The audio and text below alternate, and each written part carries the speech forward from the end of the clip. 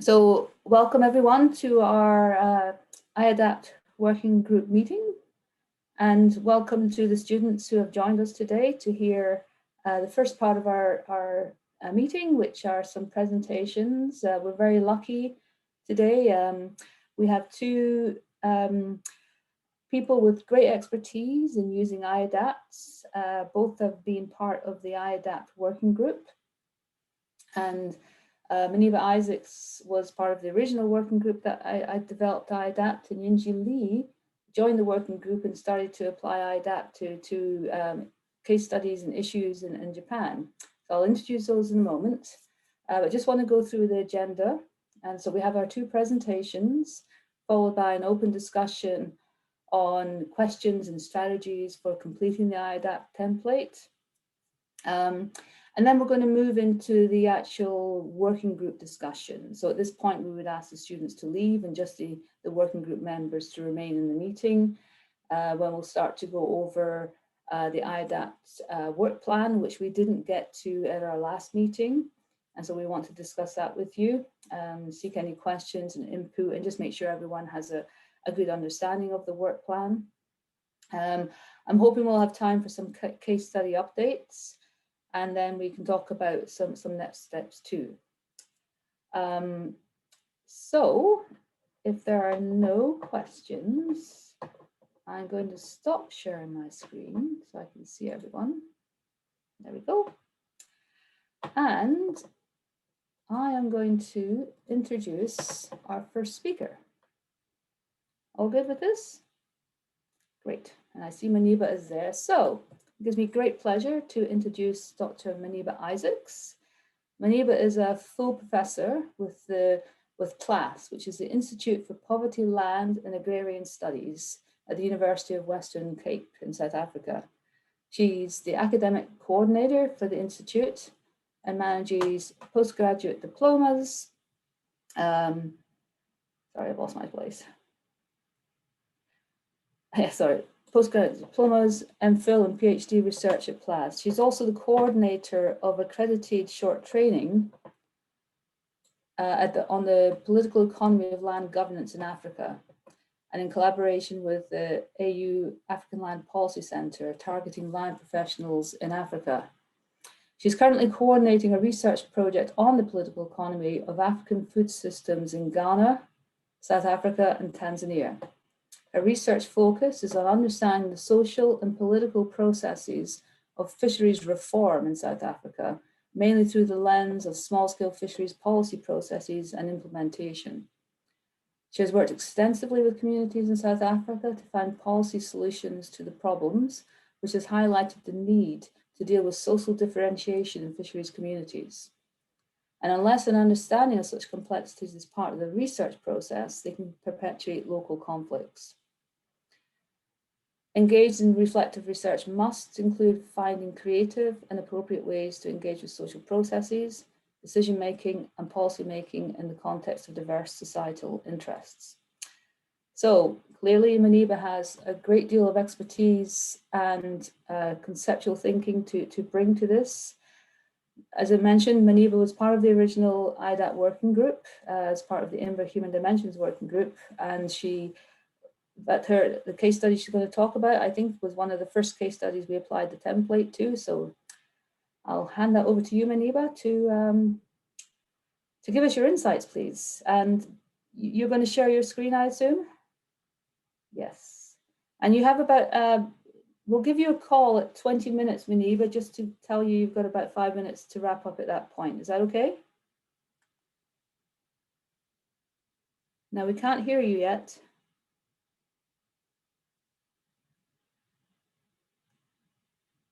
I don't know if you're talking, Muniba, but we can't hear you. Sorry, Alida, I was unmuted. I'm working on another computer, so navigation is a little bit of a problem. It's like you move from one car to another car and you kind of find where what is. So now I'm finding how to do the full screen, but I'll get there. Thank you for introducing me. And yes, I'm looking forward to speaking to you all. Often in these kind of meetings, I wish it was more of a physical meeting than a meeting looking at black boxes, you know. And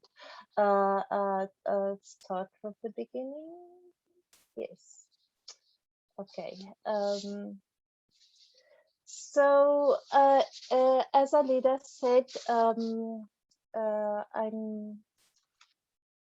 okay. Yeah. So what I'm going to do in this, I'm going to apply the I-ADaPT template, and it is a case study that I was working on.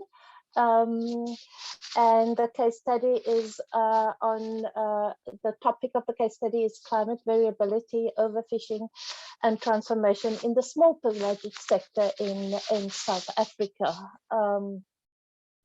So the location of the case is southern Benguela. So you see, so I'm really in close to the Cape Point today, and this case study is looking at the southernmost part of Benguela. So this is the southern Benguela current that come up here, and you get the Ogalus warm current that come from the Indian Ocean. We're looking at two oceans, two currents, and this very important Ogalus bank that is there. So the main issue of my research and using this template, I'm going to go back to the template, is that it is looking at this major spatial shift from species from the north, where the southern Namibia, where the species is often frequented. So that move right from the north right to the southernmost part here around Mossel Bay, where the sardine species met. So the species is sardine and anchovy so that was the main issue that we looked at in the research. So coming back to the I-ADaPT template in looking at this major issue of the spatial shift, the I-ADaPT template, as you have heard from Alida, it's a systems thinking approach. It is looking at the social, it's looking at the ecological systems and this relationship in terms of the environment. So this human in nature a relationship that we're talking about. But it's also based on the I-ADaPT is standing on the systems approach. It's standing also on the DIPSA approach of the driver, pressure, state, impact, and responses. And another layer that this a template bring is more of a kind of a theoretical grounding of using interactive governance.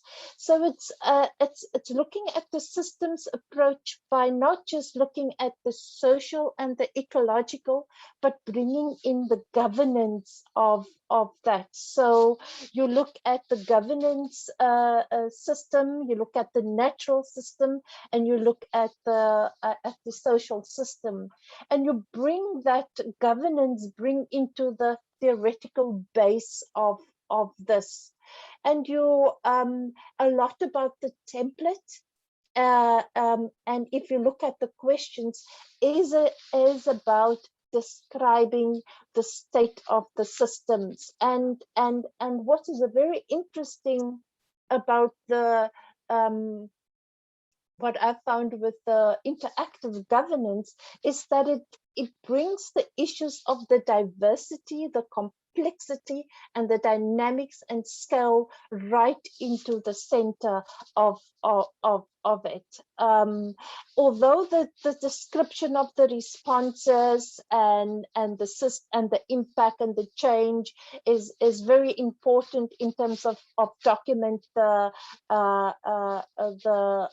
template, it is just to kind of say that what theory this and frameworks this template is built on, and the kind of you have seen this slide already.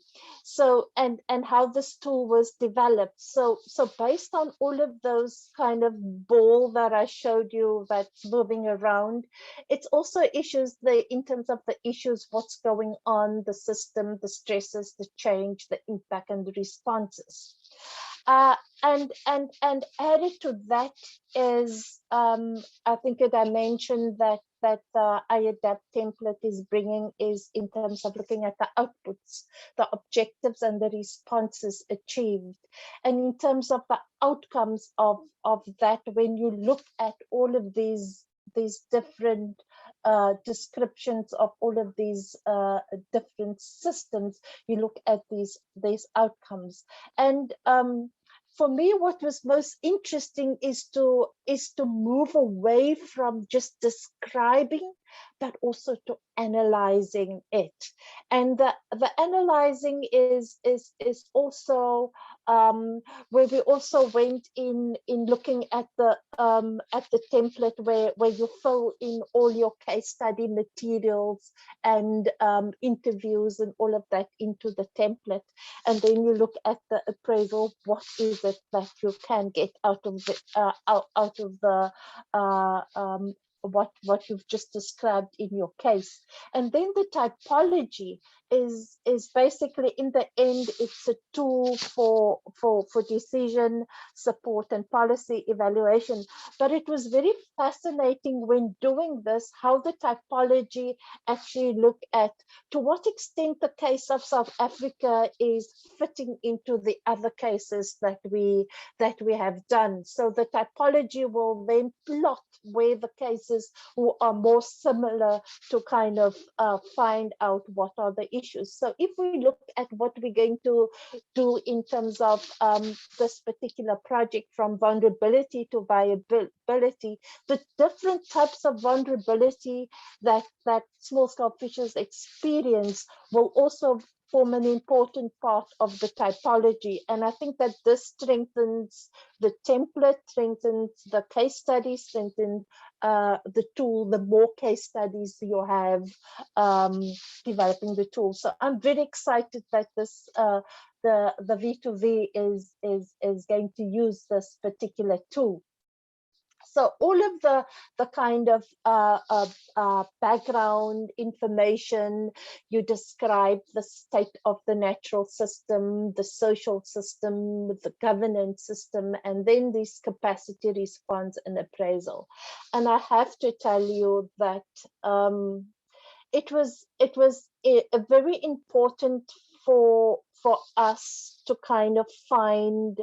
And I think it's on the next slide, but I think I'm going to say it here, is to find a common language. Because for me, as a social political scientist, that I had to learn a new language in terms of the natural system.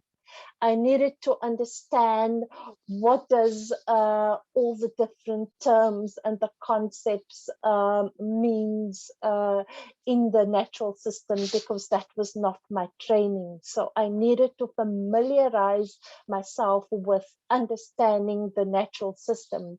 But for my colleague like Alida, it came like, you know, it was second nature to her to kind of understand the to describe the natural system. For me, it was second nature to describe the social system and the governance system, and it was definitely learning a new language. So the methodology of creating an interdisciplinary team, and this interdisciplinary team basically looking at, I can't say it's really transdisciplinary. I would put on my neck if I say that it was transdisciplinary, but we definitely look at, our team was made up of natural science, social science, strong governance, economics, that were there initially when we developed the tool. You would also be very happy that the tool is not over 100 questions. So the first case study pilot, we had over 100 questions that we had to go through, and we complained. We said, no way, this is just too long. It needs to be reduced, and we reduced this to, I think, around 30 when I looked at the tool that we have now. So it's definitely a proactive tool. It's a tool that actually looks at the early warning system, but it's also a decision-making tool, this I-ADaPT. So looking at what we've done, it is now going into detail about my case study. And so the case study is basically looking at forage species that include small pelagics, and are most populous in terms of forage for demands for products derived from this. Some would argue that forage species is at the heart of the food system, and one could understand that in terms of why it's important to keep the fish in the ocean, but also the importance of what it means to nutrition. In South Africa, it has been an intensive overfishing of foreign and local vessels in the 1960s in southern Benguela, which caused the collapse of this fishery. There was also another collapse in 1997 with overfishing on the west coast, and then in early 2000, this major spatial shift happened to the south coast due to human-induced climate change. The significant shifts was also noted in the El Nino years of 1983 and 1997, resulted in an increase of the upwelling variability, causing southern upsurge and the abundance of small pelagic in the southern Benguela.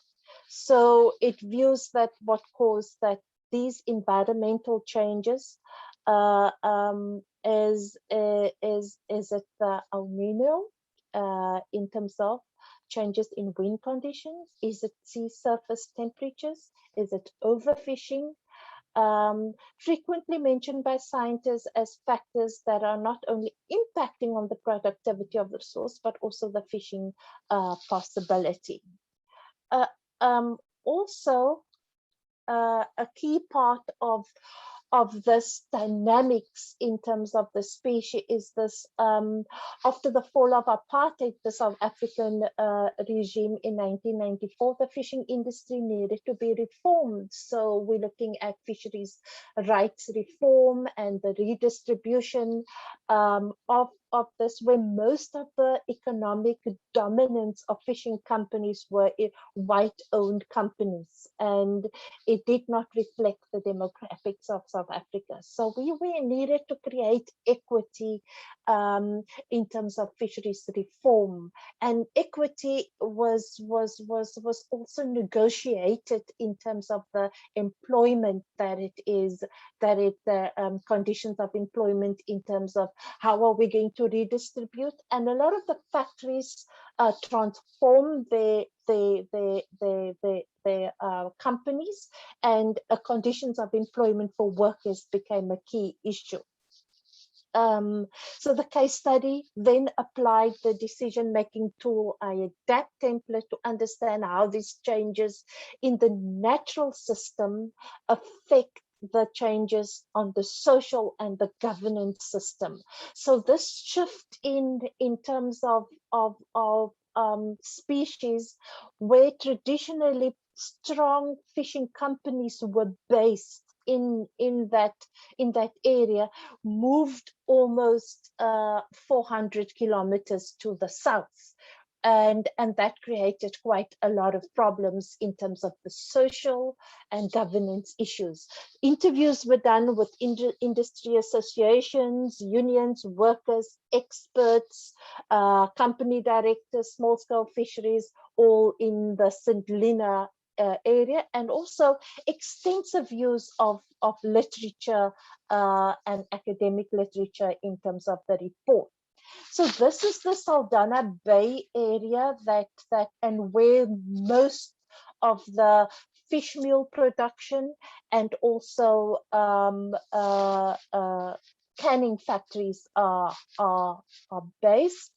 And this one canning factory that is basically absorbing many of the smaller ones are producing about 3 million tons per day, and it forms an important part of our economy, and also in terms of our food security to have a fish in a tin. This is the pelagic boats that catch the small pelagic, and the factories is mainly women are processing workers, and the women are also on casual labor. So all of these communities here are all around are working in this particular area. So this is the in terms of the upwelling that happened. It's a very productive upwelling system that and surface wind temperature and warmer. So the sea surface temperature warmed, and that impacted, as I said. And then there were also the less availability of the meso plankton. So this is the sardine and the anchovy species that is caught off the South African coast. So in this hounding into the major fisheries related issues is that before 1991, the predominant pelagic fisheries was on the west of the Agulhas. Now, Cape Agulhas is the southernmost point of Africa. This is where the actual two oceans meet. And then from 1991, there was more of an upsurge of small pelagic on the east coast of Cape Agulhas. So this is the point where the two oceans and the two currents meet. And key narratives in the work was mainly around environmental crisis that we are looking at, job crisis. It was about social and economic justice. It's about reforming the industry to redistribute and reallocate the rights from white-owned to the majority of South Africa who lost out of these rights. It was overfishing and intensive fishing. Fuel prices increased around 2008. So what were the response? Mechanization of factories, seasonal closures, closure of factories and job losses, mergers, and a lot of price fixings that happened on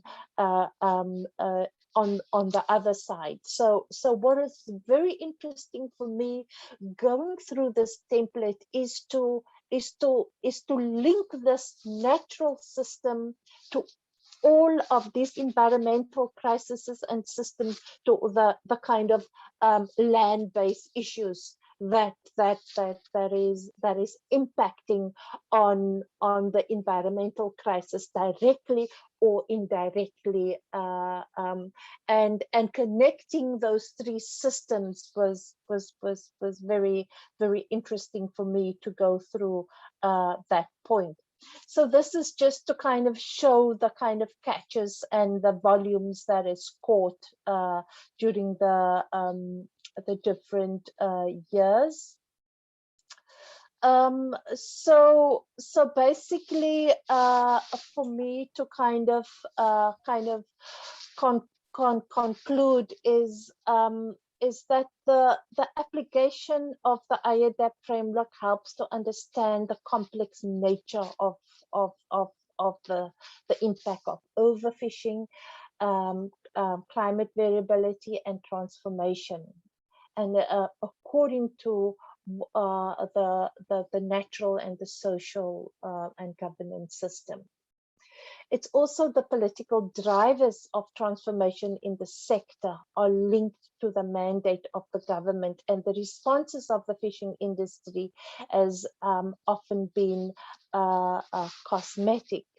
So when we look at the natural system, a key message often is that the environmental crisis narrative in terms of the literature and experts in the field, in this field, and the importance that forage fish that needs to be in the in ecosystem.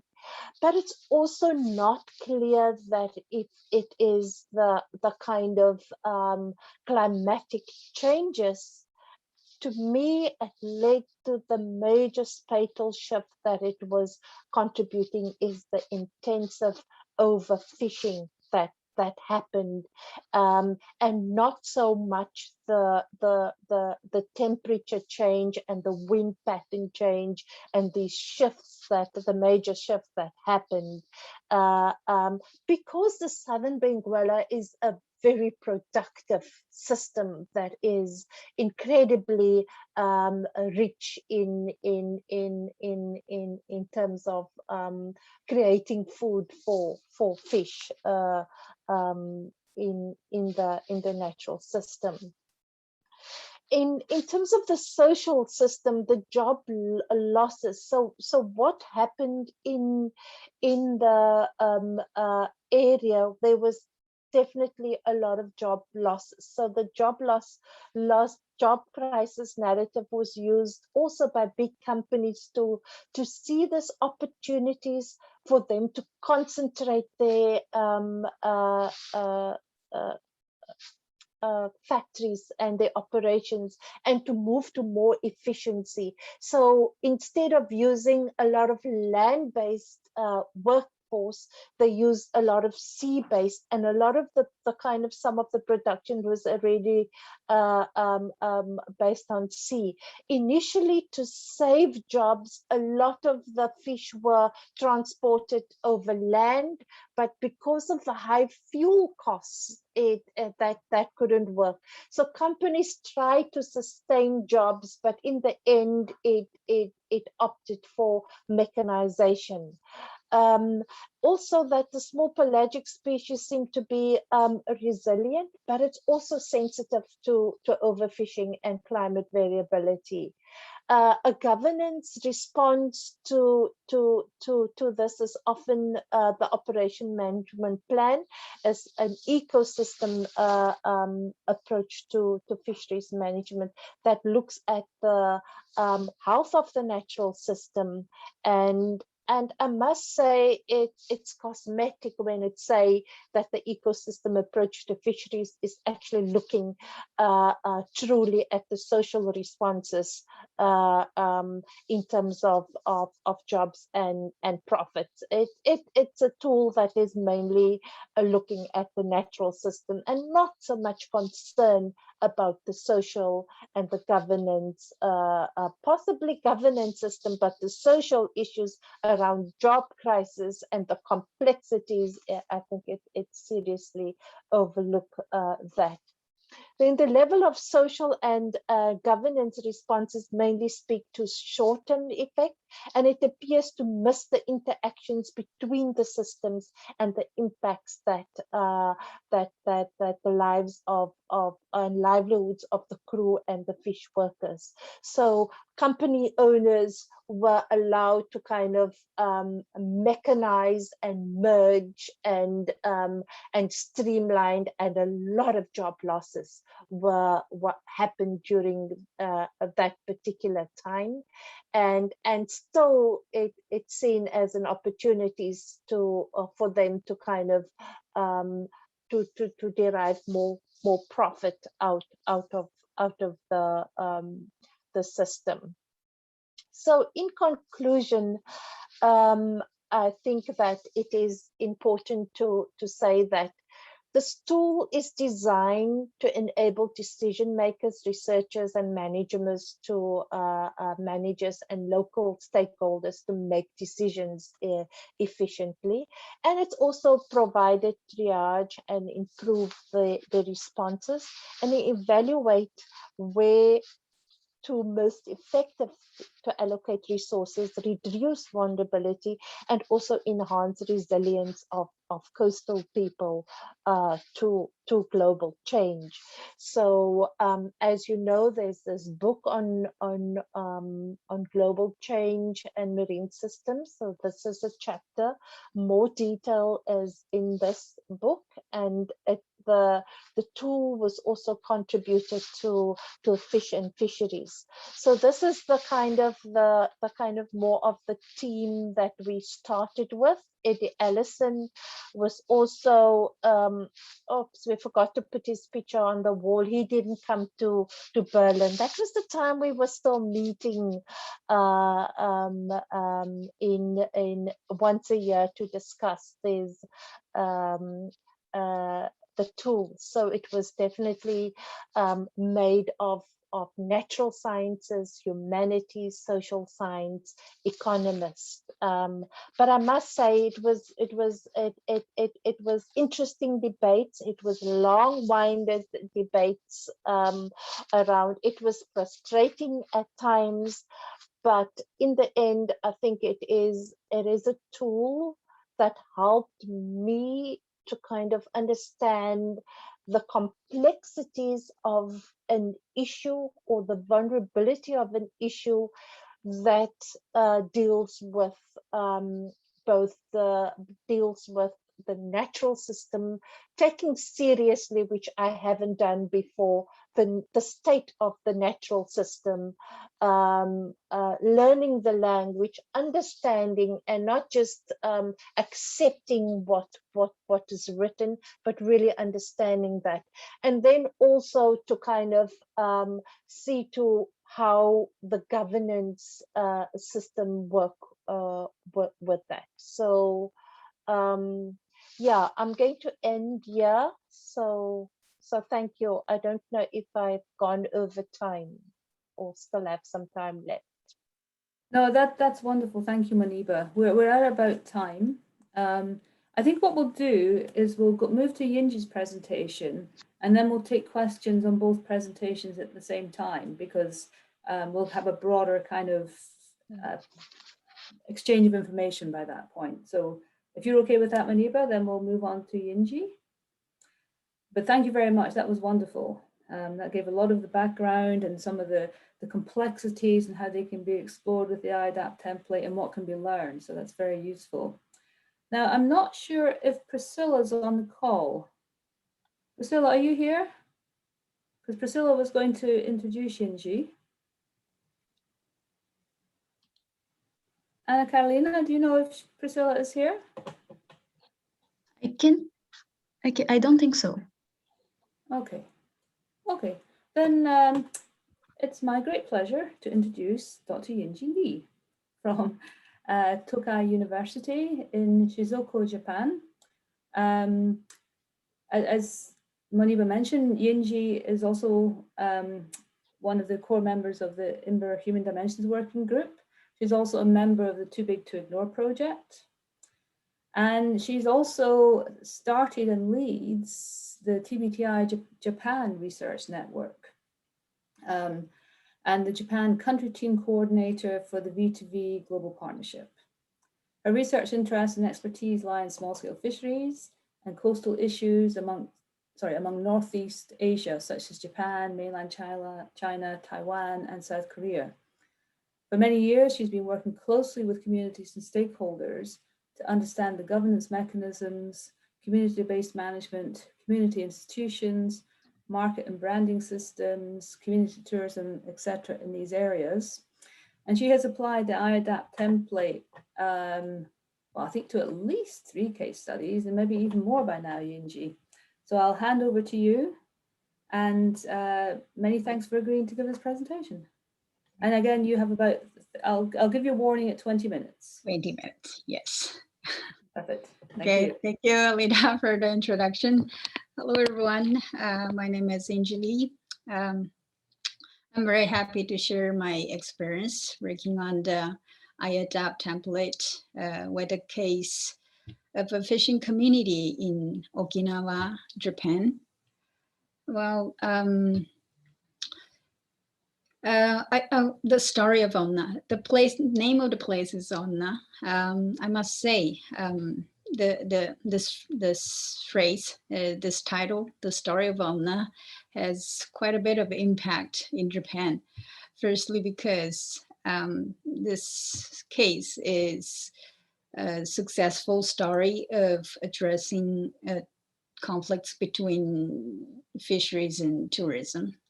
And another reason is because this onna is the Japanese word for women.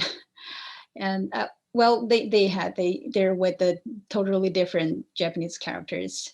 And I believe that the place onna has nothing to do with the women, but still, for those who are not familiar with this place, onna, when they hear the story of onna, the story of women, wow, there must be something kind of thing.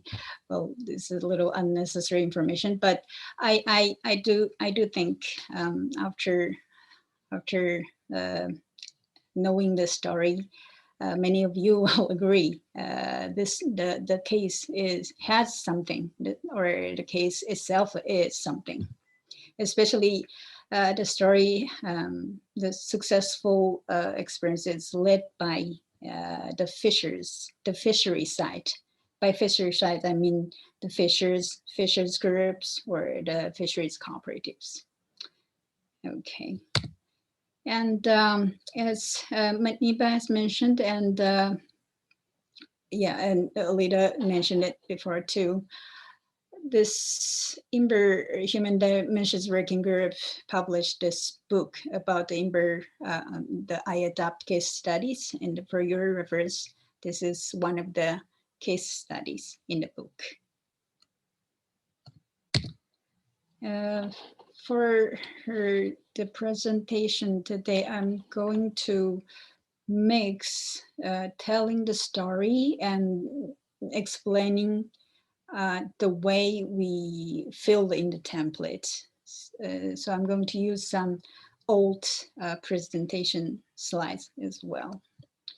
So let me get started. The first part is about background information, and it asks the questions about the geographic location, ecosystem type, main issue, etc. Well, this is the map of Japan. Okinawa is southeast prefecture of Japan. Tokyo is here. And this Onna village is located in the west coast of this Okinawa mainland. On the west side, the coral reefs, coral reefs spread in the coastal area. And the east side is surrounded by the mountains. And this village has a lot of rivers and inward rich natural environmental surroundings of this village. And some random photos of the village, including the village office, cooperatives, residential area, coastal area, etc., bus stop. And outline of this story. Well, this village used to be a village subsisting on agriculture and fisheries until its tourism boom started around 1975. The conflicts between fisheries and tourism were the serious social problem from the mid-70s to the late 80s. And to solve those problems, the Onna society has made an effective response As a result, the village achieved the drastic economic development with environmental improvement. So so we indicated the conflict between fisheries and tourism as main issue, which has two main problems: environmental issue of red clay, the water contamination, and another one is conflicts on the coastal use. And some other items in this part, main habitats, coral reef, key stakeholders, tourism side, fisheries, village office, etc. And number of the people affected by the main issue. Well, it could be considered that the whole village was affected by this issue. So we just, put the population of the village in this part. Okay, this second section is about the stressors and their impacts. It asks a question about stressors, changes, impacts, or the consequences. So for the next few slides, I'm going to show some issues in this village. First, it's about emerging tourism boom. These figures shows the increased number of the accommodations, including hotel, guest house, and other types of accommodations. Well, it shows the lot of tourists. This over 3 million tourists within a year in 2012, for example. And accommodations in the types on the village. The second is about red clay pollution. Well, this table shows the SPSS, the suspended particle in sea sediment values in coastal area during this period. And these numbers are showing the rank of the pollution, which most of them are upper than like 6, upper than 5. Most of them are like a 7, 8. And from this table 2, we can see the bigger the number is, the more polluted the waters are. And a simple illustration about the backgrounds factors for the red clay pollution.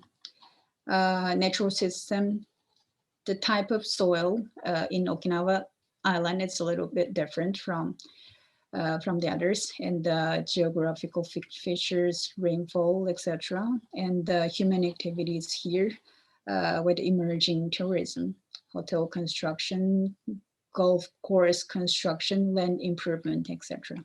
And these has led to the changes in natural system. For example, changes in the forest, grasslands, wetlands, shape of the rivers in the area, which eventually caused the water pollution, the red clay flowing into the coastal water. And another issue is about spatial conflicts. Well, this map shows the northern half part of the coastal area classified by the use types. The red square is the aquaculture area, and the yellow ones are the small-scale set nest fishing area. And then the pink ones are the hotels, marine park. We can see the crowdedness of the coastal areas, and the southern half part of the coastal area. A lot of stuffs are overlapped which shows the apparent conflicts between fisheries and tourism. So at this part, I'm not going into the details, but for example, the stressors for the natural system, we indicated like the type of soil, geographical features of the area, rainfall, etc. For example, the type of soil in Okinawa is easier to be scattering with the rain than in other areas. And red clay is mainly distributed in mountains and hills, making it easier to enter into the coastal area with the rain. So this is the stressor for the natural system. And for the governing system, we indicated is what place priority on economic development, no comprehensive and detailed plan for land use and coastal use, lack of regulations on marine-related tourism, and coordinating body among stakeholders. And the changes caused by the stressors.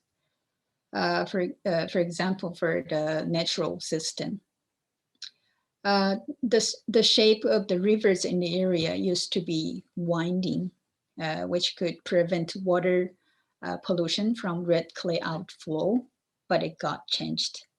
And for the social system, environmentally irresponsible land development, enclosure of some coastal areas for private use, damages on coastal coral reefs and fishing grounds, etc., fall of economic livelihood situation of fishers.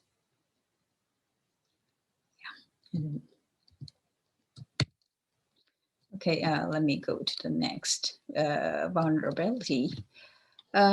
This part asks questions such as ecological status, productivity, livelihood, activities, and other opportunities, livelihood opportunities. And a quick note about this section C in the next section is that the questions for these two sections refer to the period prior to the main issue. Because, when we were working on this, it was quite confusing for many of us. So just quick note for this part. And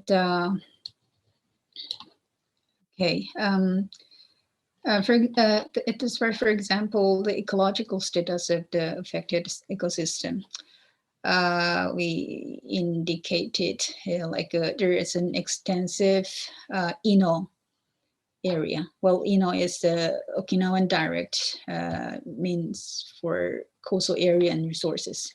Ino area out there in the village, the offshore reef area is in 300 to 400 meter depth, which makes it wealthy fishing ground.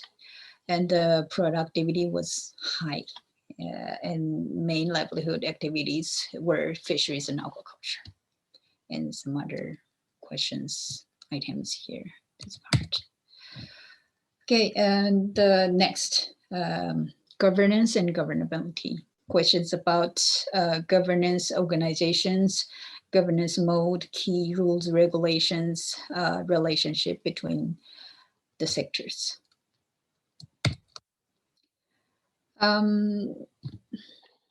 Well, to pick up one, the relevant organizations responsible for governance of fisheries and aquaculture at local, the three levels. For the local, the fisheries division of Onna Village, and the regional level is the fisheries division of Okinawa Prefecture at the prefecture level. And for the national level is the fisheries agency of the Ministry of Aquaculture and Fisheries. The governance mode, co-governance.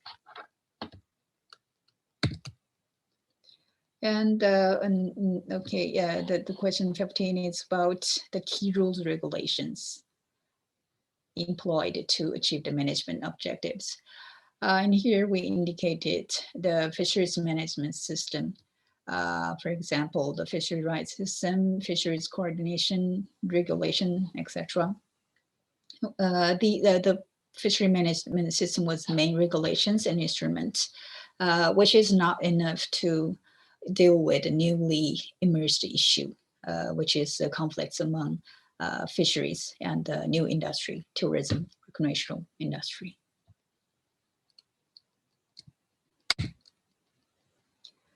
And I'm going to skip these parts too. Okay, and next is response, section response. It has questions of responses and objectives of the responses. Responses of this society includes formation of local rules. With the emerging conflicts, the fishers side, the cooperative, started to make a movement, asking village office to find out the cause of the red clay pollution, asking for compensation for damages caused by red clay, holding demonstrations, etc. Through that, a series of local rules among stakeholders have been made.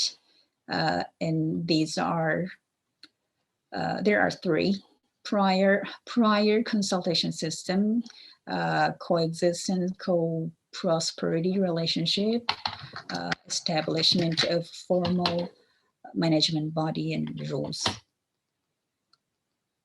So these are the major responses that Ona Village took. And I'm just going to skip them, three of them. And so for this section, for example, at the response, the question B, what were the long-term responses of the social and governing system? We for the governing system, we indicated the three responses that I just mentioned earlier. For example, for the promote, Ona Village promoted the coexistence, co-prosperity relationship among stakeholders. Example for about this relationship,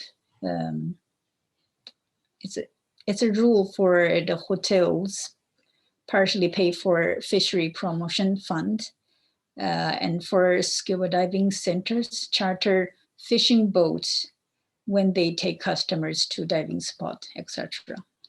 And for exchange, they could freely use coastal areas in the fishery rights granted areas.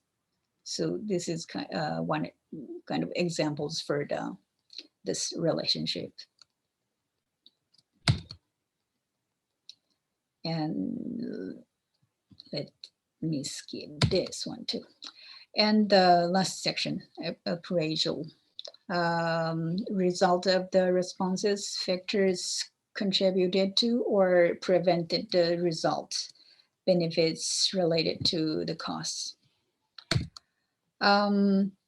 Results of the responses includes two parts. One is economic development, regional economic development and the fishery economic growth. And the second one is environmental improvement.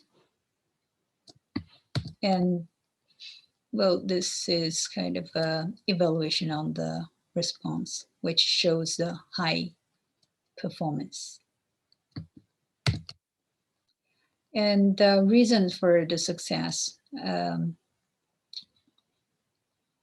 First one, entry restriction. The local rules have played an entry restriction role. Second is the economic, behind the rules, we can find economic rationality among stakeholders. And the third is the role of the fishery site. Those are the reasons why this response has succeeded. So at this part, for example, for the governing system, what were the result of the response? The governing system part, we indicated the main output, lessened irresponsible development activities, mitigated damages caused by necessary development activities, and improved the coastal environment, built a coexistent co-prosperity relationship among stakeholders. And the factors contributed to the successful result. For the social system, the fishery rights system, autonomous management, leadership, initiatives, firm sense of mission, willingness to enhance fishery practice and economic situation, etc. And for the governing system, we indicated formation of the agreements with the Fisheries Association, creation of the Council for Coordination of Coastal Use, formal management body, which consists of fishers, tourism people, and the governments, all the stakeholders. And what were the benefits related to cost? For the social system, we described as benefits were much higher than cost. The fishery development, securing earnings of fishery households by local economies, circulation, and preventing conflicts, etc. And this is quick little kind of proposal for future challenges. What social response should be taken in dealing with the global change. Form a structured organization, create functional conditions such as rational rules, giving legitimacy, proving legitimacy and appropriateness, monitor, etc., and capacity building. Future challenges. Yes, I think this is all of my presentation. Thank you. That's wonderful. Thank you so much, Yinji. That was a really clear walk through the template, highlighting some of the ways you've answered it and how they link together. Very helpful for others to see how that all stitches together, and such a nice success story. Lita, we can't hear you. Oh. Your voice is coming in and out. Yeah. Oh. Kind of. All right, let me just get my headset and see.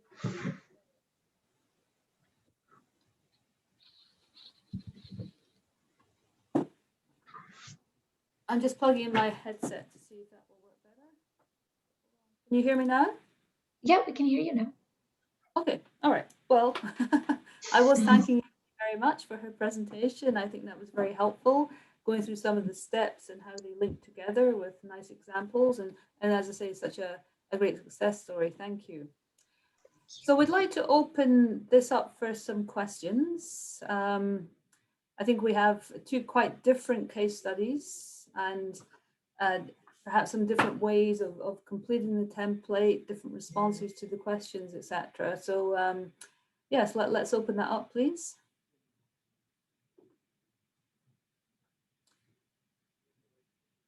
And maybe just put your hand up if you want to. Yeah, I see you, Aliu, but we can't hear you.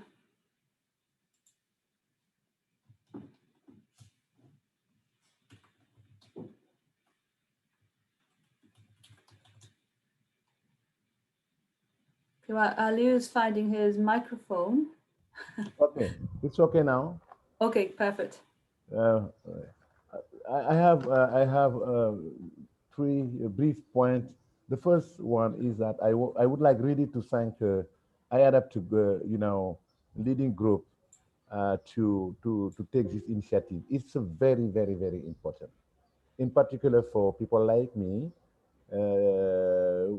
living in a context where there is a kind of, we can say, like a constellation, like the star constellation of drivers, leading to very, all important issues.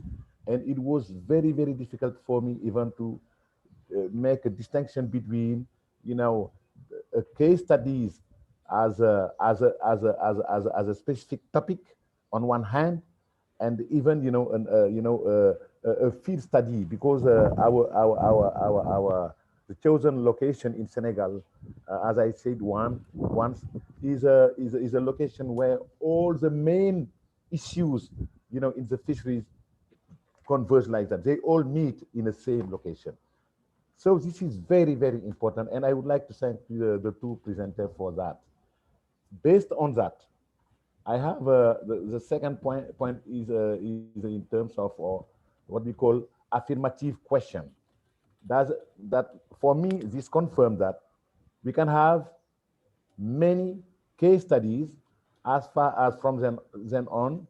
For me, a case study is a topic, because we have many topics that we can, develop from the same location. I would like all of the how you say all I-ADaPT group members, to confirm me that we can have, many case studies, meaning many topics deriving from this complexity of drivers, leading to when I say complexity, is there are multiple, drivers, multiple issues, that are engendered by these drivers. These are something. The other thing I would I will end with the last point, saying that from now, I can consider this complexity, meaning how interrelated are these drivers. I will use it as an opportunity because it gives us the possibility to open many, how we say, doors, having the possibility to work out, a couple of topics, that we can share throughout I-ADaPT. Thanks a lot. Great, thank you, Aliu. So I think those were more comments than questions, but that's great. It's great to know that these presentations have kind of clarified some of these concepts and how complex issues and the relatedness between them. I'm going to pose a question to our two speakers and more about the logistics of completing the templates, and ask if both of you could speak a little bit more about the type of information sources you used to answer the questions in the template, and B, whether you had any specific challenges, and if so, how you overcame those. So maybe Maniba, I would ask you first. Or Yinji, whoever. Thank you, Alida. Yeah, it's okay. Yinji, can I go? Yes, please. All right. I think that when we developed the tool, we knew that you cannot just you needed expert interviews.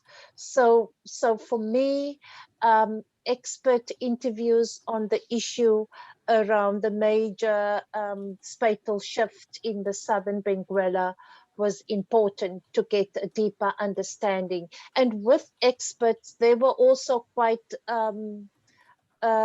contradictory information. The ones say it is climate change and it is due to it's due to the temperature and the wind factors. The others say that it is overfishing that is causing this. And then some say, it's just a natural occurrence. So they were quite contradictory in getting the kind of, in terms of the natural resource, because that is where I struggle, the information around understanding the state of the natural resources. So I think it is also important.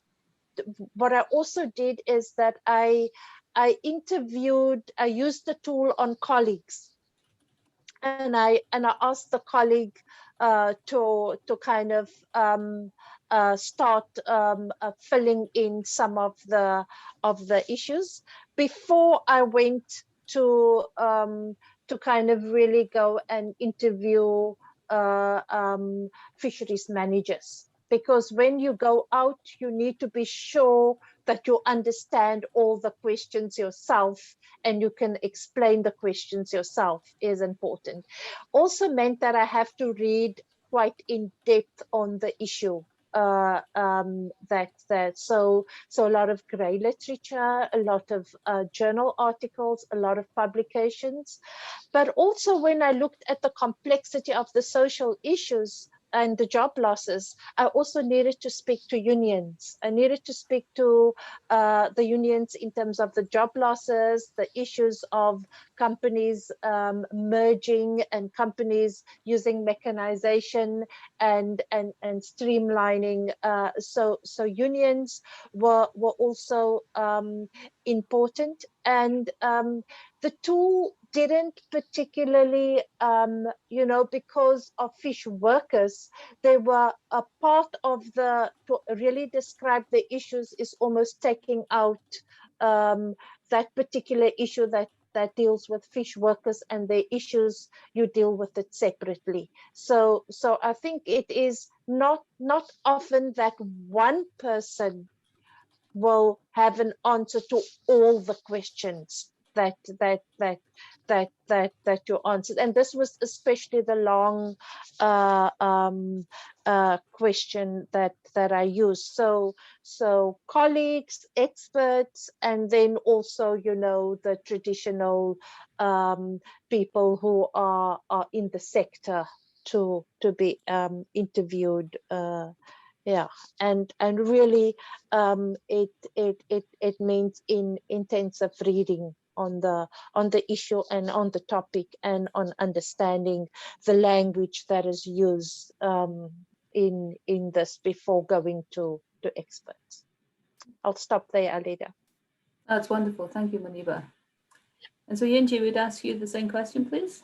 Yes, I think it's the common difficulties at the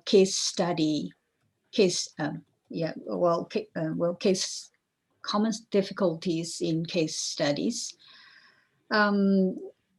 It's like not all the information is available on the internet or at the libraries.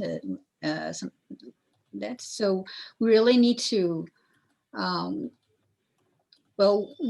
in Japanese, we use this commute. You really need to commute to the communities. You need to going back and forth, keep doing this, and to get keep talking to people and get the information. And another thing is because with three of us, we worked on this this case, and three of us are all social scientists. So we had difficulties in, we really have to need to consult it with the natural scientist and to get the information about the natural system. Yeah.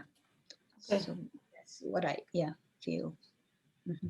No, that's great. Thank you. So in both cases, we have a challenge posed by the need to understand the natural systems and not necessarily having that relative expertise on board the team, and so having to find that expertise. So that's very useful to know. Thank you. Doing some interviews with appropriate people, but also a lot of literature search and reading. Yeah, great. Anna Carolina, I see your hand. Yes, thank you. I was thinking about Aliu's question or comments, and I was thinking if he was referring to the once you specify one main issue, rather than bringing up different issues and how they interconnect one another, and how we can bring that into the template. So I wonder if Maniba and Yinji found that something as a challenge, and how did they pick one, or how did they make these connections between the different issues or drivers that might be happening in the system? For example, in Japan, that had a good success in dealing with fisheries and tourism, like how the different interplays, how do they connect to come up with a solution or to understand the system itself? If Maniba and Inji could comment on these different drivers and this complexity, and how did you use that to reflect that in the template somehow? Who'd like to go first? I can try an answer. Okay. I think that that's a very good question, because to kind of find when we looked at developing the tool, it was definitely based on you know, a global change in the natural system. So you were looking at what significant changes were there in the natural system that had an impact, that you've noticed over time, that had an impact on the lives and the livelihoods of people. So for me, the most dramatic shift that linked to this natural occurrence, which I framed it as the main issue, that this is the main issue in the natural system. And then the complexity for me is when you put it on land, and now you have to deal with the commercializations, with the factories, with the mergers, with the social poverty and unemployment and gender issues, because women are being casualized in terms of their work. And then you're talking about social and economic justice issues. You're talking about reform. So all of the other factors that are land-based became so big to kind of see how those issues are factors that are directly and indirectly, but they are also the main issue for many is the job crisis and the need for jobs, and how what had been done in terms of that. So once you identify that main issue, I think the complexity is all how to deal with all the different factors that you have to deal with. And I think that is often a battle of what is the main factor, the environmental crisis, the job crisis, or it is the commercialization. So it's almost you're going to the different orders of governance, and you kind of see that they are the first order, the second order, and the third order of governance issues that are interplaying. Yeah, I think I'm going to stop there. Maybe you can. No, that's great. Thank you, Maniba. And I think what you're saying also speaks to the fact that we're dealing with complex socio-ecological systems. And so at a certain level, we want a starting point. How do you enter into that to understand how the other connections? And so in your case, you did it through the shift in the small pelagics, which led you to see all the other connections. So I think that's a very, very helpful description of how that was done. Thank you. Yinji, would you like to also speak to this, please? Yeah, well, I don't know. At a glance, it may look so complex, but through the discussion and looking into the real backgrounds, I think we can get the idea of what is the real main issue. Well, yeah, this is my answer. And I just recalled kind of another tool, which is called the problem tree analysis. I don't know if you have heard about it.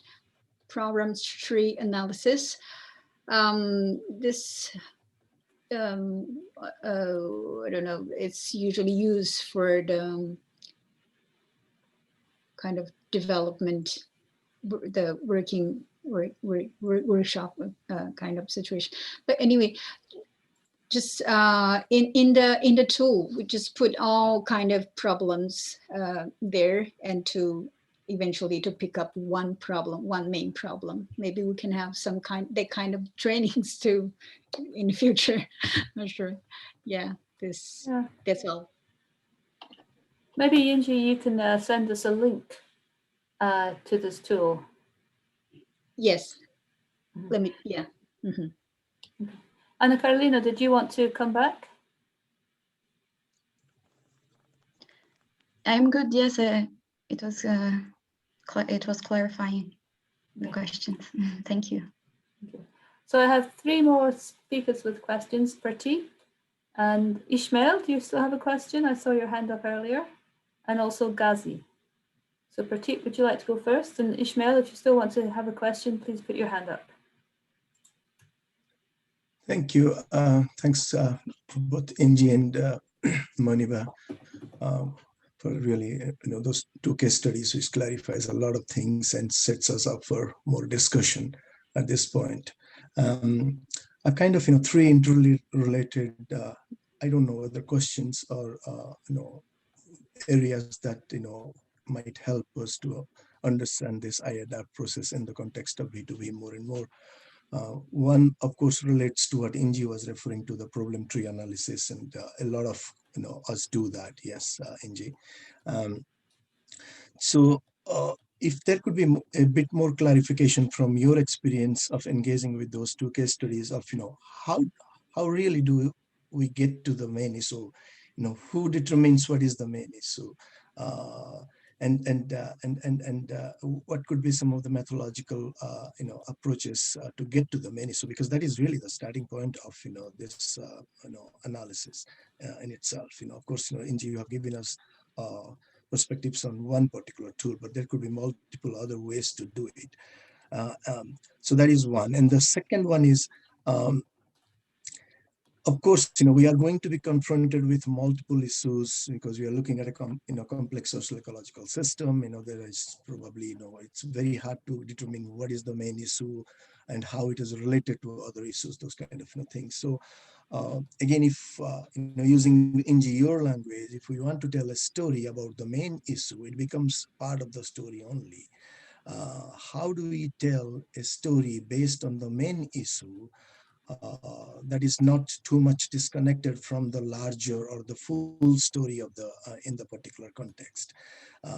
So, of course, there are methodological challenges, and of course, there are conceptual and other challenges that are inherent in that process.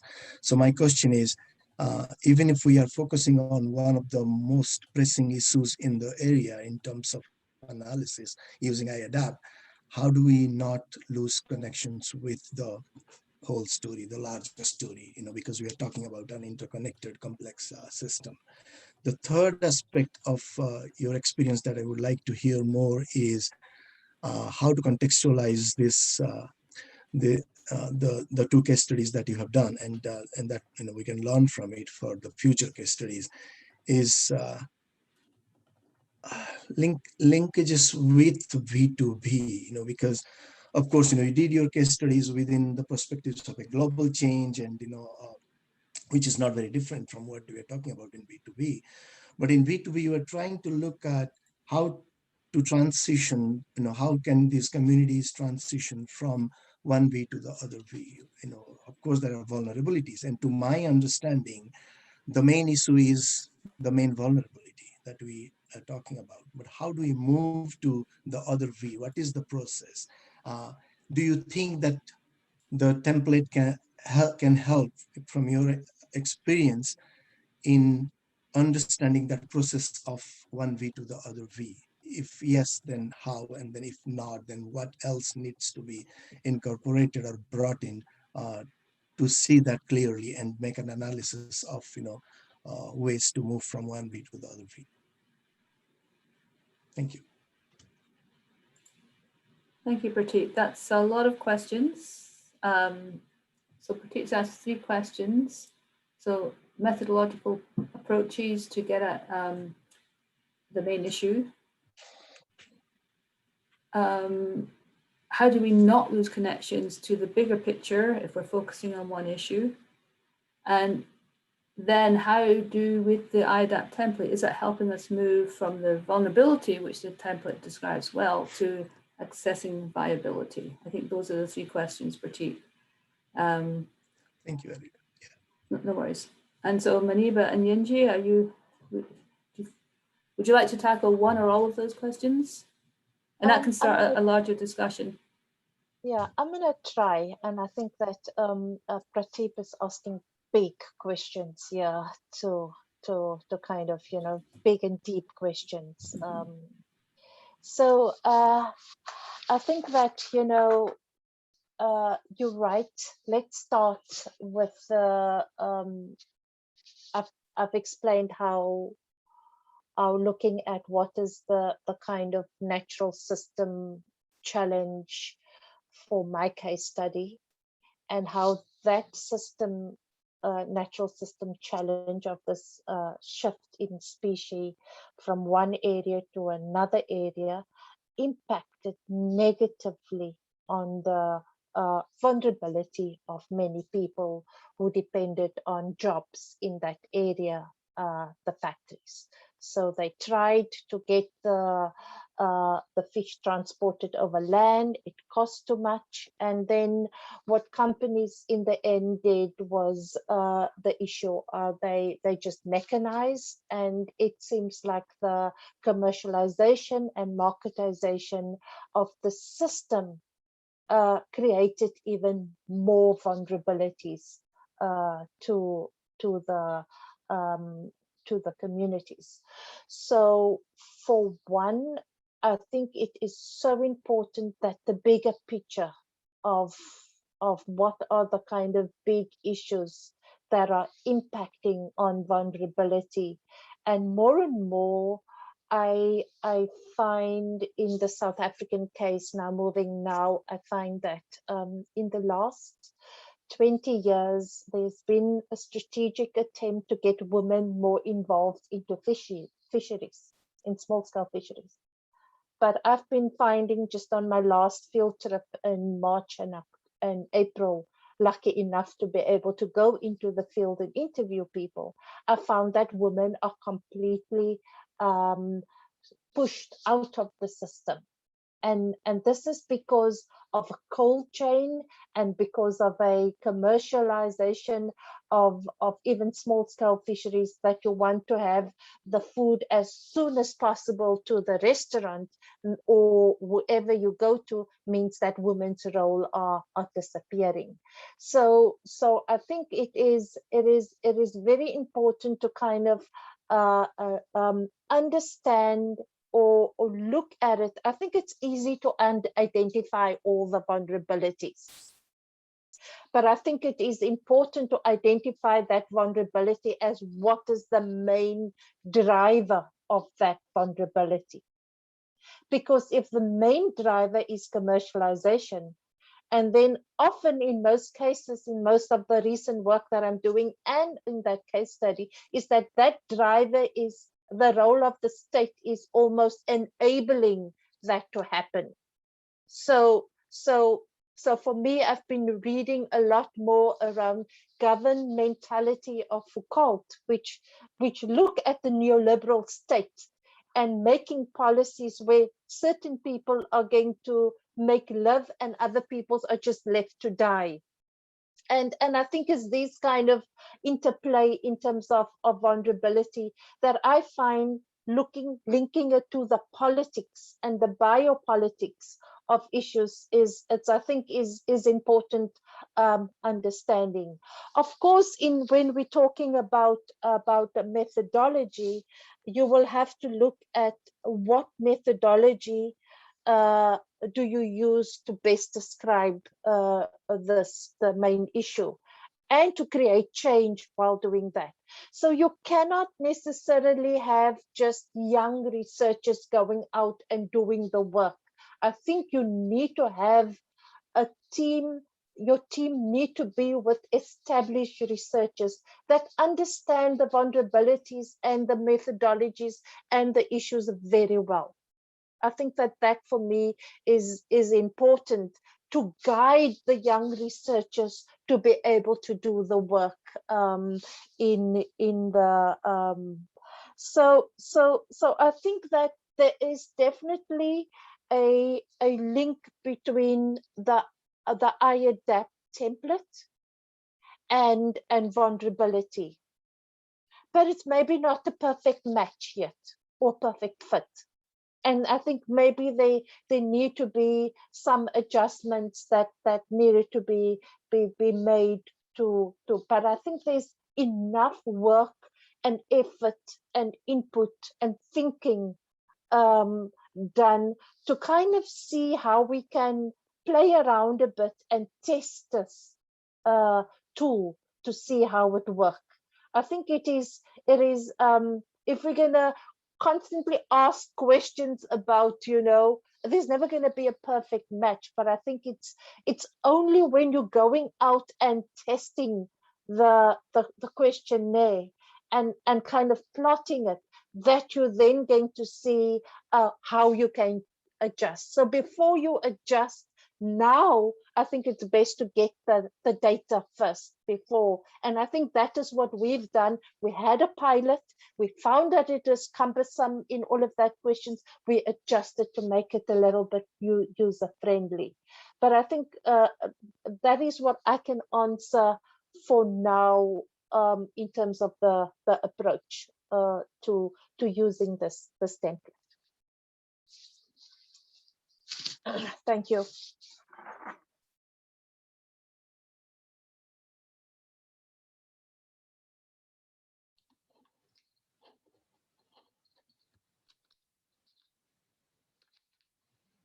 Thank you, Maniba Yinji. Would you like to comment on that? Well, yes, a little bit, maybe cannot to do the all. Yeah, about the third comment from V to another V. My answer is yes, and I think at least my case study this time is an excellent example of how a fishing community transferred from the first V to the second V. And through this I-ADapT analysis, we can show what kind of responses that have been applied to the issue, and how was the response, and what are the reasons for the success.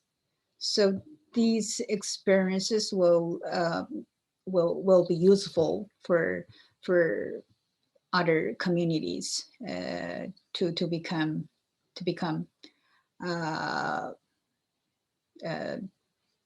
transformed to the second V.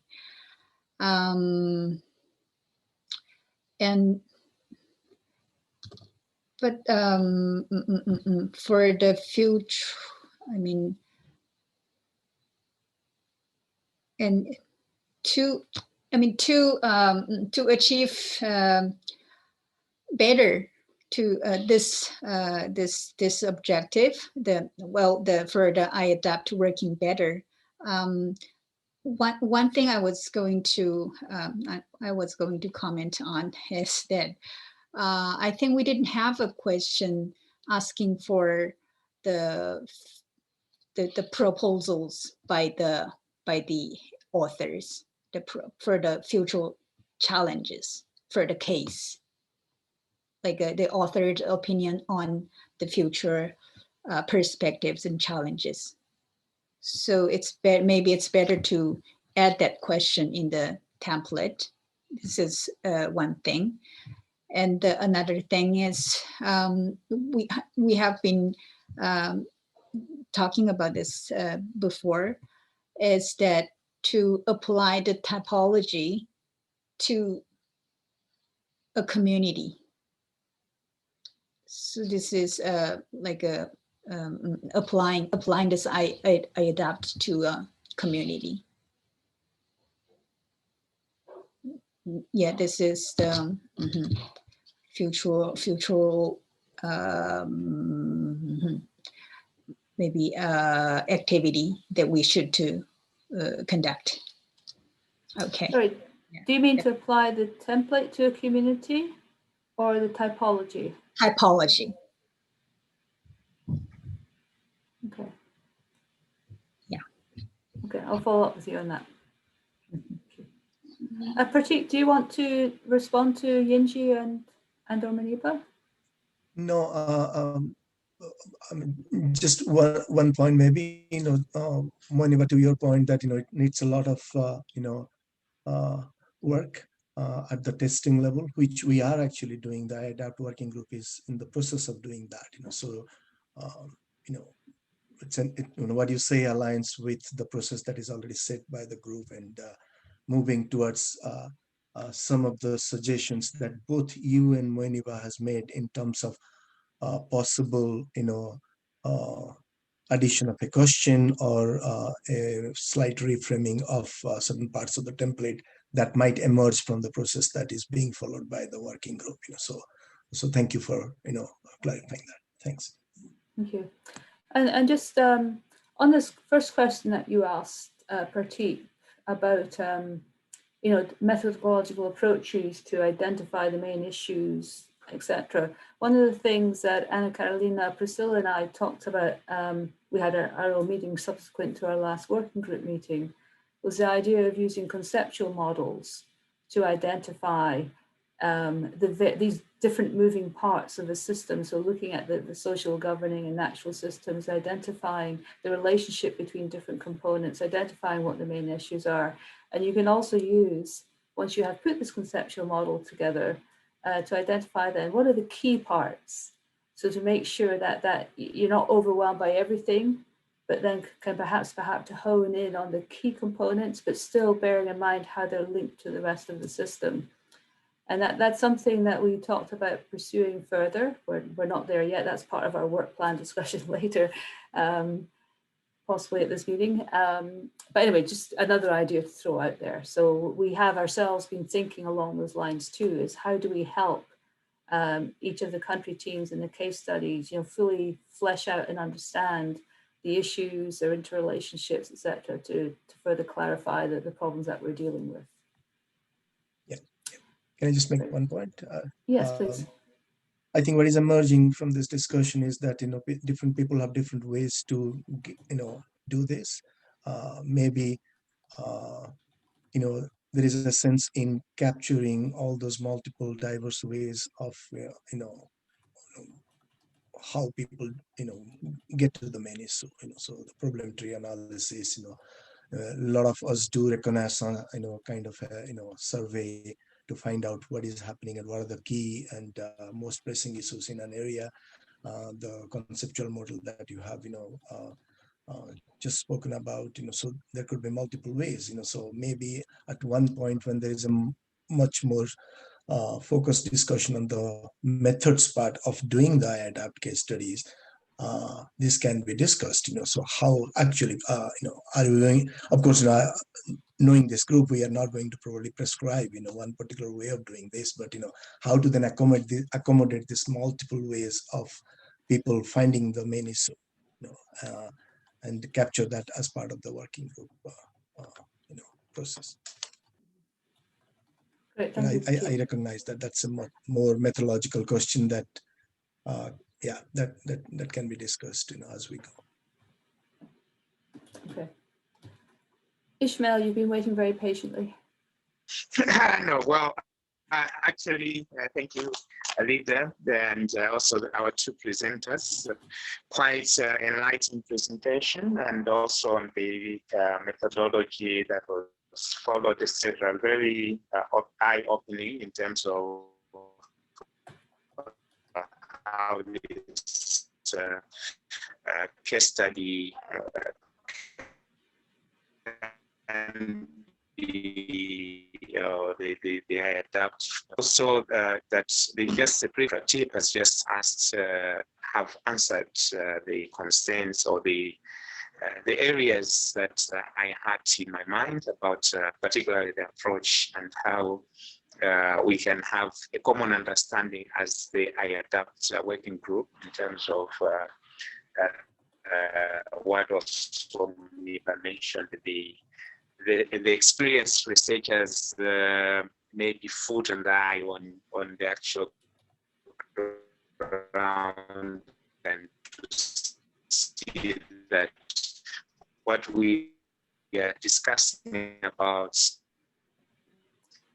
Ishmael, I'm having trouble hearing you. Are others having trouble hearing Ishmael? Okay. Okay, Ishmael. Ishmael. That what is Ishmael, I'm sorry, but we can't hear you. In Bangladesh, it's the same that is being done in Malawi, etc. So maybe as we refine.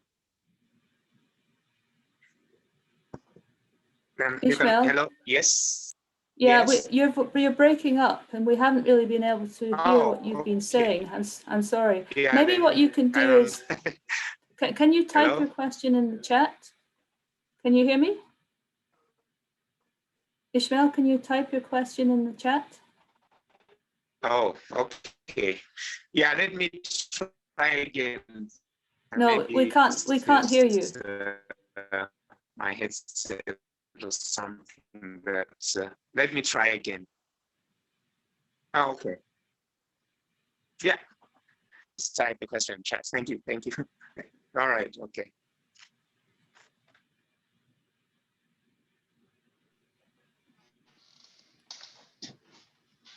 Okay. I'm not quite sure whether Ishmael's trying again or whether he's going to put it in the chat, but I suggest you put your question in the chat, Ishmael.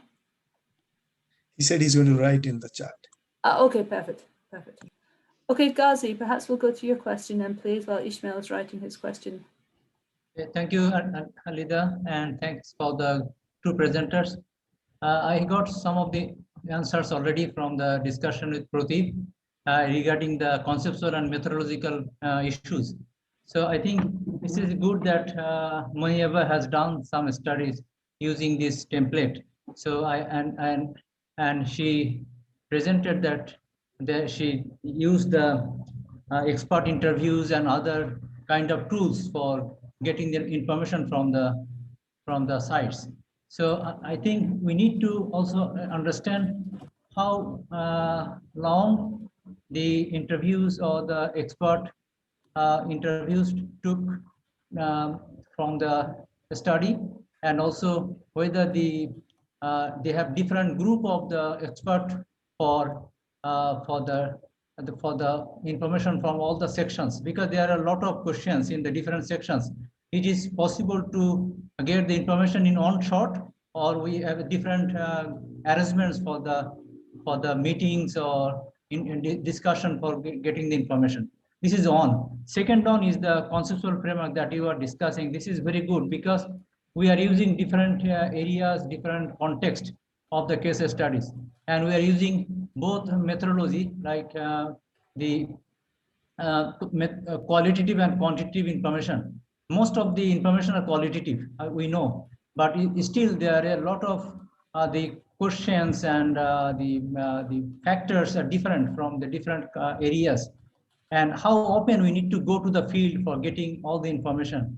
Because if it is NG has said that she has a back and fro going more and more to the field, getting more information. So Is it required a lot of field visits for getting the information? So these are the things we need to understand clearly about the plans for the data collection. Okay, thank you, Ghazi.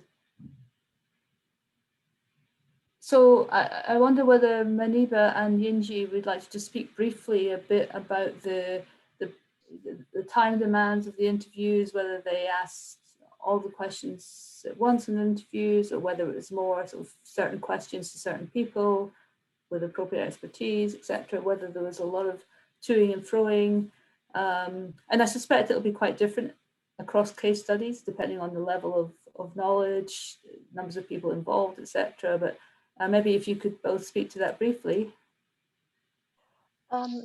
Thank you, Kazi, for your question. I think that for me, when it came to the natural system and I needed to speak to experts, it took a little bit longer. So it could be an hour, 2 hours, because to kind of really understand the issues.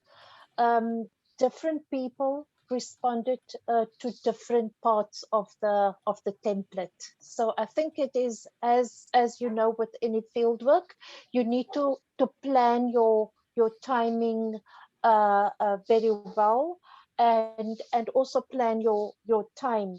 So interviews could take between an hour to 2 hours. I try not to make it longer than 2 hours. I think it's also important that we spend a lot of time in this project to think about your case study and to know your case study very well. That I think if you have worked in your case study and you know your case study well, then I think that helps to kind of get access, that helps with the familiarity, that help with also to kind of prior work that you've done. There's a sense of trust, and there's also a sense of where you can now add another layer to an issue that have there been before, and you can see to what extent that you can support that particular issue. So I think that's where I would suggest. Don't want to take too much time. No, that's great. Thank you, Maniba. Yinji, would you like to add to that? Well, just briefly. Well, since my case, we started this study, researching on this study before we're conducting the I-ADapt, so we can really not calculate the total times we input. But yeah, same as Maniba, for the interviews, I tried not to make it longer than 2 hours. If you 1 hour is regular interview times, and if you can really talking to with the people, it takes about 2 hours. But yeah. Yeah, that's my answer. Okay, that's all for me. Thank you, Yinji. It's probably worth mentioning too that, again, we said this before, but the case studies that we developed through the I-ADapt working group with the Ember Human Dimensions that appeared in that book, they were all based on case studies that people in the group had already been working on and were familiar with. We weren't starting new research. And so what Maniba and Yinji have just spoken to is already an existing body of knowledge. And I think one of the things that would be very useful to ascertain in our current V2V project is the level to which for each of the country teams and case studies, there is already existing knowledge, information about the case studies, and how much are we really talking about instigating new research. And we anticipate it will be a blend of both. But I think as we move forward, it was important for everyone to get a greater understanding of that. And I really like Maniba's point about we need to know our case studies well. The better we know them, the more effective this research can be. So Ghazi, did you want to follow up at all? It's okay, yeah, I got the information already. So another thing I also need to know clearly about the conceptual framework, because there is a lot of complexity, as Maniaba mentioned in the interview. There are a lot of the controversy, lot of contradictory views from the audience. So there is also need to understand what is the scoping of the study and what is the conceptual model we need to develop for doing the study. Because we cannot be a bit so complicated. We need to find out the way to get the work done. Okay, I think those are this is what we're going to try to do as we go through our next training sessions and through our work plan, is to try and get that clarity for everyone. Yeah. Now, unfortunately, we're running out of time today. I realize it's 10 to the hour and we finish on the hour. I want to first of all just thank Maniba and Yinji greatly. I think this has been a very, very useful exercise. We've addressed several very important questions and made suggestions for further progress. What I'd like to do in the next 5 minutes or so is just show everyone the work plan that we have. We planned to talk about that at our last meeting. Unfortunately, obviously we're going to have 3-hour meetings. What do you think, guys? Are you up for 3-hour meetings? Because 2 hours doesn't seem to be enough. So I'm going to share my screen with you and just walk through our proposed work plan. Hopefully we'll have the time for 1 or 2 questions, but we will have to stop at 11, or sorry, on the hour, because I know that others have other meetings that they have to attend. Once we're done, actually, I'm just going to start sharing my screen now. Once we're done, we will send a version of this work plan out to everyone, because it has been adapted a little bit since we last spoke about it. That should be it there. Do you see that screen? Can everyone see a screen that says work plan, year one? No, we can't. No. Okay, how about now? Yeah, we can see it now. Yeah. Okay, perfect. All right. So year one, we're almost at the end of year one, I think. And so we've done items 1 and 2, and we're currently in number 3. This webinar with our hands-on training from Maniba and Yinji have served that purpose, we hope. We still have more to do, of course.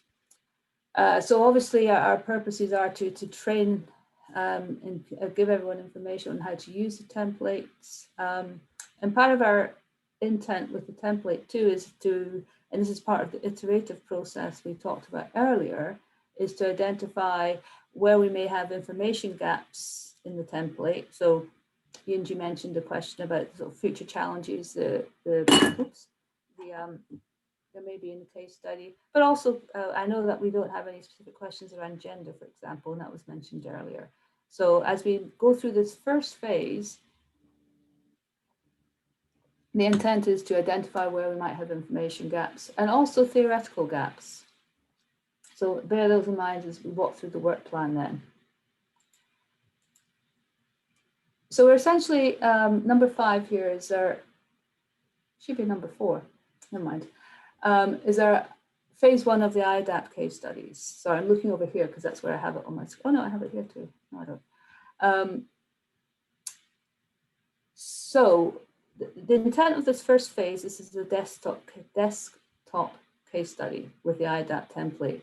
Now we've been talking a bit about interviews, going to seeking more information, but the intent on this first phase is what do we currently know about our case studies, and how much of our template can we fill in. The idea is to get familiar with the template, to understand what we already know about the case studies, to start thinking about those main issues, to start thinking about how they may be related to other aspects, to look at those more complex problems, but to basically start the whole process. We recognize that we can't, in most cases, complete the whole template because there won't be sufficient information yet, and there may require a field component. But as I say, the intent is to use existing knowledge. This can be done from obviously literature from talking with colleagues, as Muniba outlined.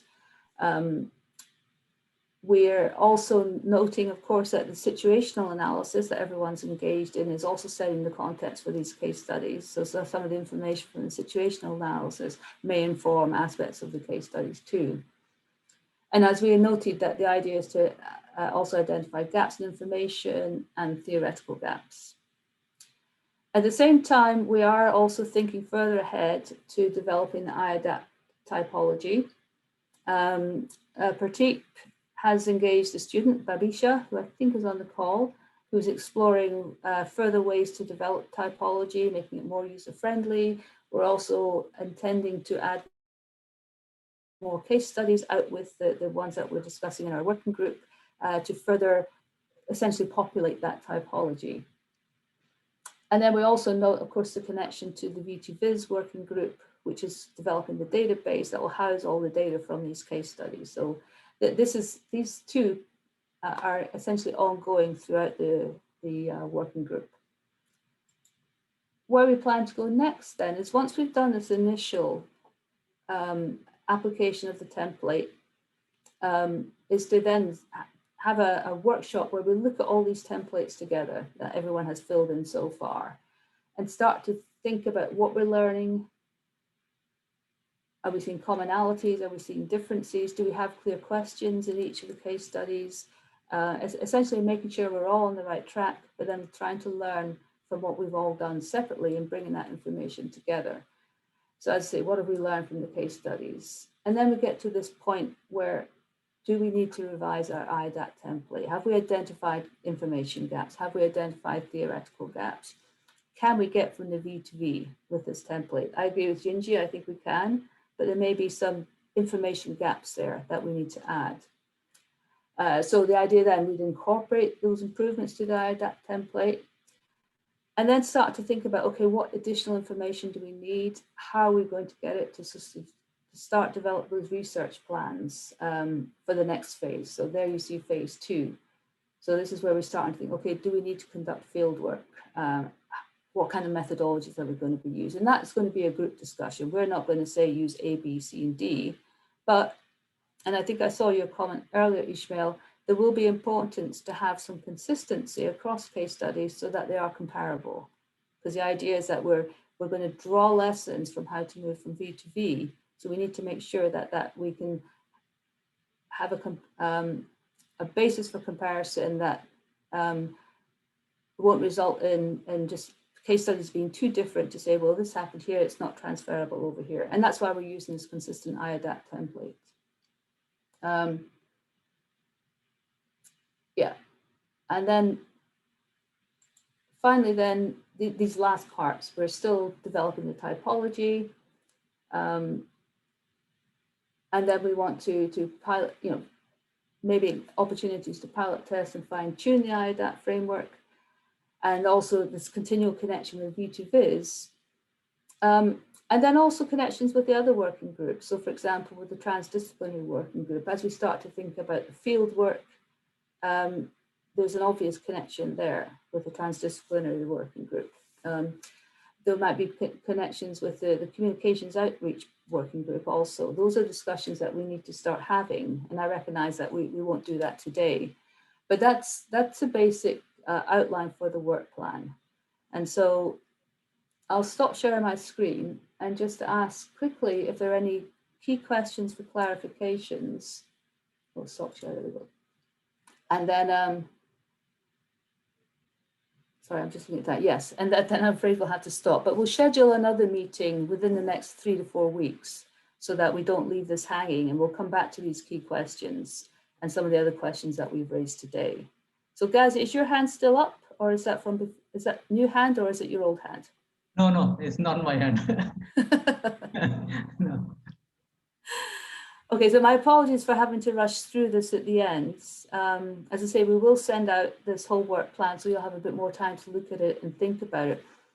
I see the comments in the chat, and so we'll make sure we come back to those comments. I would also ask, please, if you have specific questions, concerns, comments that you'd like us to discuss at our next meeting, then please send them along, and we'll collate those too, so we can have a bit more of a kind of a discussion around more of these questions, thinking about it.